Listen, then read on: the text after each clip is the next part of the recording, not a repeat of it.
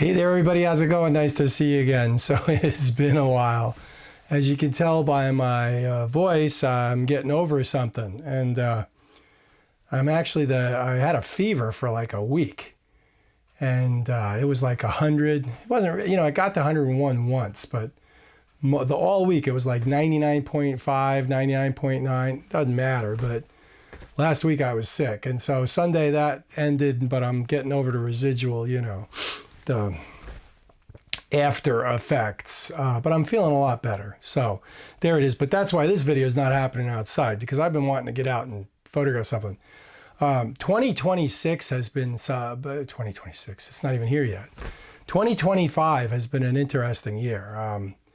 Photography wise, it was terrible for me. I didn't really get to photograph anything. I was waiting all summer for fall to come, and then in the end of September they tell me I got a heart rhythm thing going on, and that killed like photography for September. It could be worse. I mean, obviously, but what we don't know, and we're doing all these tests, and and so and I won't get into that right now. I'll get into it at the end of the video. But there has been a resolution on that front. It's kind of interesting. So we'll talk about that later. But it's nice to have, unresolved medical issues resolved finally. You can get on with your life, you know what I mean? Such as it is. So I was planning on actually going to Tillamook last weekend, to the Oregon coast, and doing some photography, because the weather conditions were right, and I found a nice hotel in the middle of Tillamook that was inexpensive, and blah, blah, blah, blah, blah. And then I had a fever all week, and so that was the end of that. So the one trip I might have been able to pull off for 2025, I got sick. All right. So let me get to some interesting information that while I was sick, I was laying there thinking about it. I said to myself, well, let me back up. So I've been actually getting to the point where I'm starting to realize, like, being a photographer that uses digital equipment is okay. Like, I'm okay with that. Notice I didn't say being a digital photographer. I think there's a distinction, okay? Pete Mellows did a great video regarding, what did he say? I'm a digital film photographer. That's an interesting way to put it. I mean, I see what he's getting at. You know what I mean? It's like, that's where I'm coming from. And it was emphasized by that guy, my last couple of videos, who said, why did you take the photograph of the street lamp at night, with a long exposure? How quaint, how uneducated. You could have done 53 exposures at a much higher shutter speed and then blended them all with dark frame subtraction and E equals MC squared and 17 different programs, and you would have come up with a dynamic range of 500 stops, and you would have been able to see something that the human eye is not able to see, which I understand is the goal of photography, but to a certain extent, you want to show the unseen, but I want to show the unseen in terms of emotions, not in terms of like clinical, actual, super reality. I mean, don't get me wrong, it's a thing, and if you're into that, that's cool. And I think Cambridge in Color, Sean McHugh, did a really good job with it. Never took it any further, though, which I thought was interesting. So to what extent, is that require a particular subject matter? I don't know. I'm still processing all that, right? I mean, this is all a new art form to a certain extent, and we need to see where it all falls, right? Digital photography. Not being a photographer that uses digital equipment, that's different. And it's different in the sense that a photographer that uses digital equipment is using digital equipment to make photography.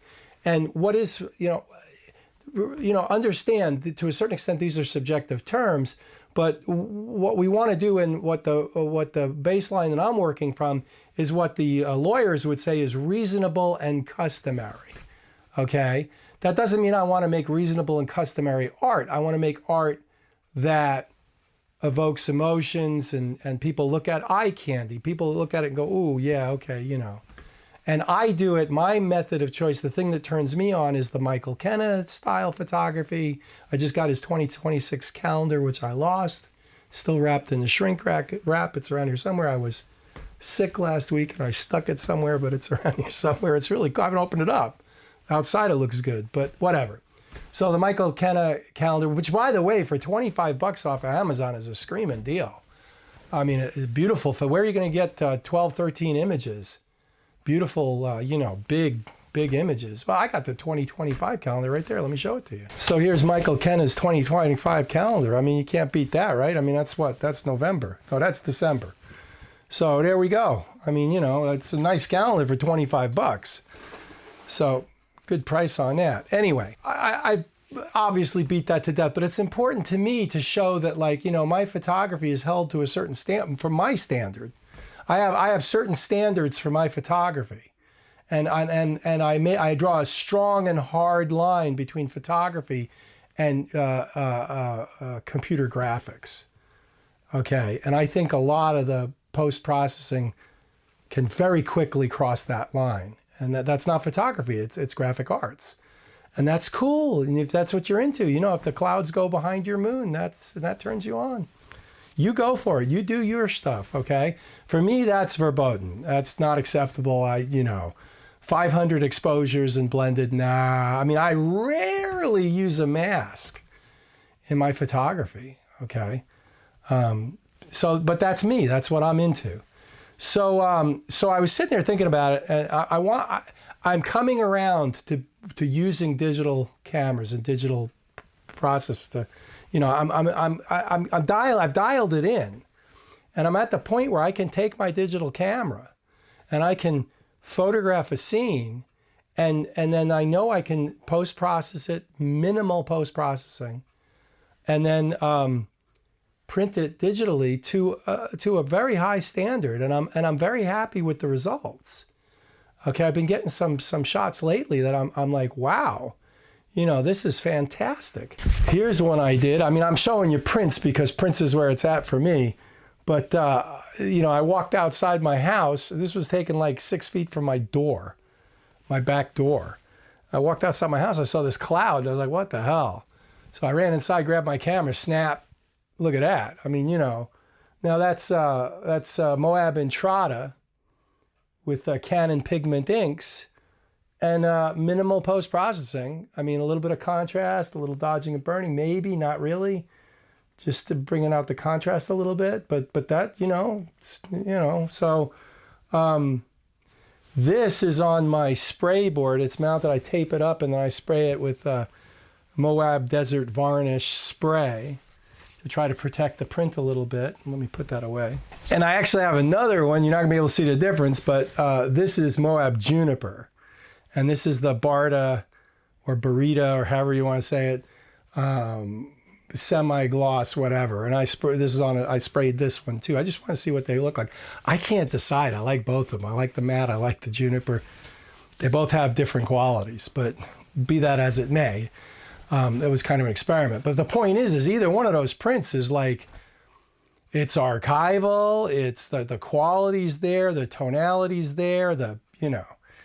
So wanting to embrace digital photography more moving forward, not digital photography, wanting to embrace digital equipment to use in my photography, it's a subtle distinction, but I feel it's important, and this is my photography, and so it's important to me.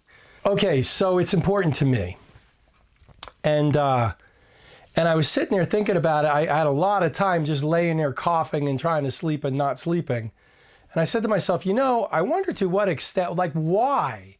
Why is my digital photography black and white so all over the place? Why are the individual tones in the scene so wonky? And then I thought about it. I said, well, what are some of the differences between film and digital capture for black and white? Well, you know, you put it on the black and white setting, whatever, and to a certain extent, the camera's going to decide. And I thought for a long time that a lot of it had to do, because when I shot that monochrome sensor, man, all the tones were there, right where they should be, as they should be. And I said, well, you know, that's interesting. I said, you know, it's got to be the Bayer or the X-Trans color sensor interpreting the colors wrong and then demosaicing and then getting the tones all off. And I thought about it and said, yeah, maybe. And I said to myself, well, now, wait a minute. I'm shooting the digital camera on black and white mode, but I'm leaving the color balance on average white balance or whatever it is, automatic white balance. I wonder if that's affecting anything. You know, it's counterintuitive because you don't think of setting your white balance for black and white, right? Because there's no white balance shouldn't affect black and white, but guess what? It absolutely does. And it's very easy to test. I was sitting in the car the other day waiting for my wife to come out of Dollar Tree because I hate Dollar Tree. And I was snapping the window with the rain on it. And I said, okay, I'm going to set the Kelvin, the white balance, to 2500. Then I'm going to set it to 10,000. And let's take 2 photographs. Let's see how the tones change. And you can see the results.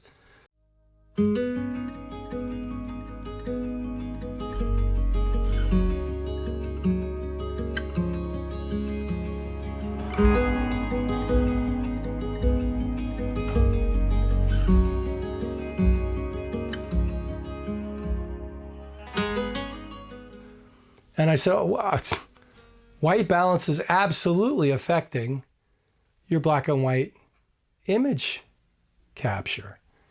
And the bottom line comes down to is when you shoot a black and white film, 99% of them are going to be daylight balanced. Okay, your black and white film, you just take it for granted, right? I mean, I guess back in the day, there may still be tungsten white balance black and white film, but I don't think so. I think that's long. I could be wrong.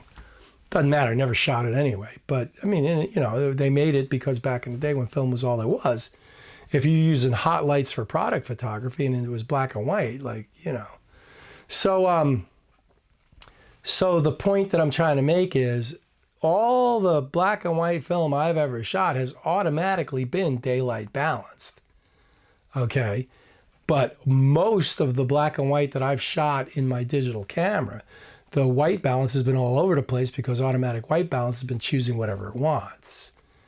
And I've noticed that since recently I've been setting all my black and white settings in all my cameras so that when I go to black and white, it automatically switches to daylight balance instead of automatic white balance. All my tones seem to be getting where they should be. Which really, I mean, more experimentation and more use and getting used to what's happening needs to happen. However, so far preliminarily, I can say that the results I'm getting out of my digital color cameras now for black and white with the white balance set to daylight are looking a sure heck of a lot like the monochrome sensor Pentax.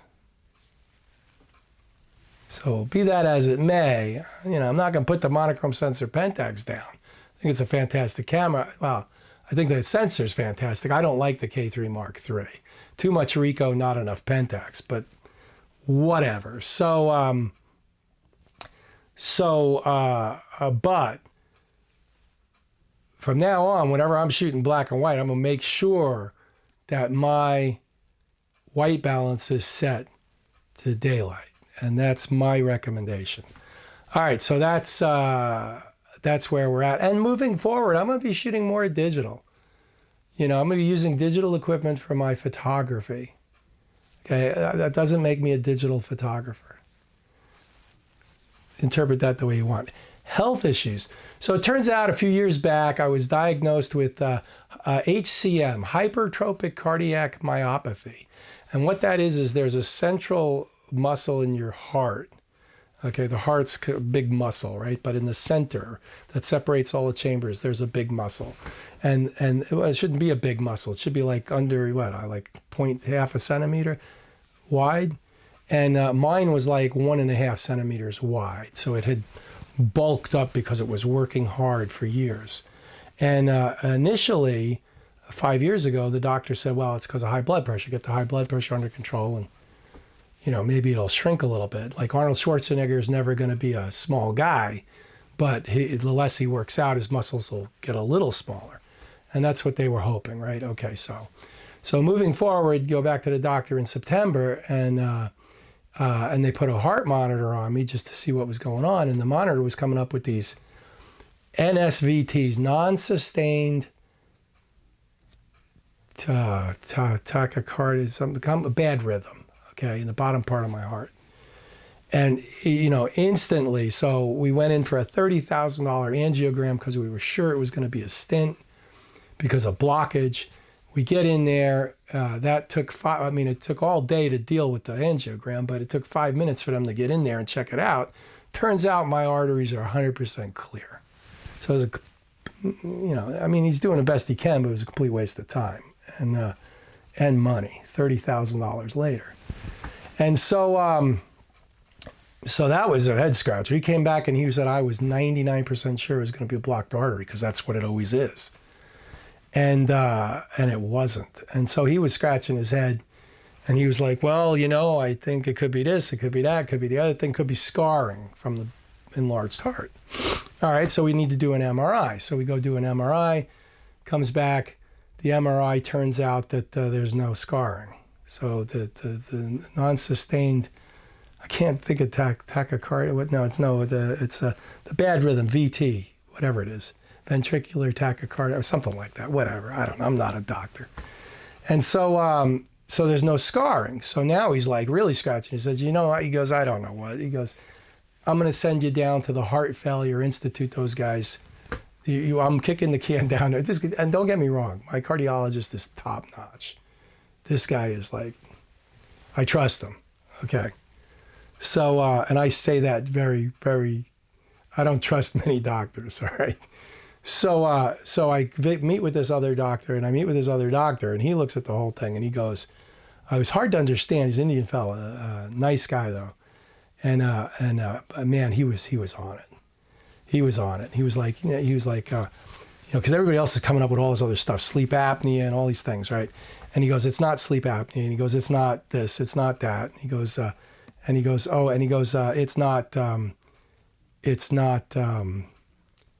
it's not high blood pressure. He goes, that didn't help. He said, but he said, I'm pretty sure it's hereditary. We're going to do a hereditary test, genetic test. And sure enough, 4 weeks later, so we did that, back in October, I guess. And so sure enough, I got the call 2 weeks ago, 100%, I've got the gene.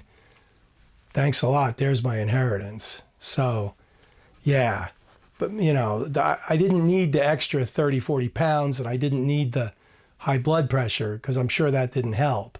But it was going to happen no matter what. It's a genetic predisposition towards HCM, hypertrophic cardiomyopathy. And what's interesting is when they called me about this, they were like, well, do you need counseling and all this other stuff? I was like, well, why? And I guess evidently when people, the genetic testing is so new, people kind of freak out about it. And it's like, as far as I'm concerned, like, what do I care? I don't have any kids. That was the second thing they talked to me about. They said, do you have any kids? Because that's going to affect them. And no, I don't have any kids that I know of. And so if I do, and they're out there, like, watch out, you have a 50-50 chance of getting HCM when you're 60 years old, which kind of, So what's the bottom line? The bottom line comes down to is that this is absolutely can be altered with lifestyle changes, which I don't know if you can see it, but I've made them. I've already lost 10 pounds. I'm down to 213. I was 222. Last summer I was 232. So in a way I've lost 20 pounds. But, and food, and the right foods, which is tied into losing the weight, right?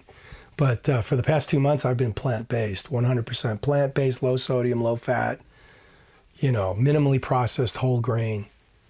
Yeah. So, and my blood pressure's low and I'm losing weight. And now it kind of takes, in some ways it's like, there's no drinking and there's no steaks and there's no, there's no cheese even. But on the other hand, it's better than the alternative. And the foods I've been eating have been interesting. So, in some ways they're a lot higher quality.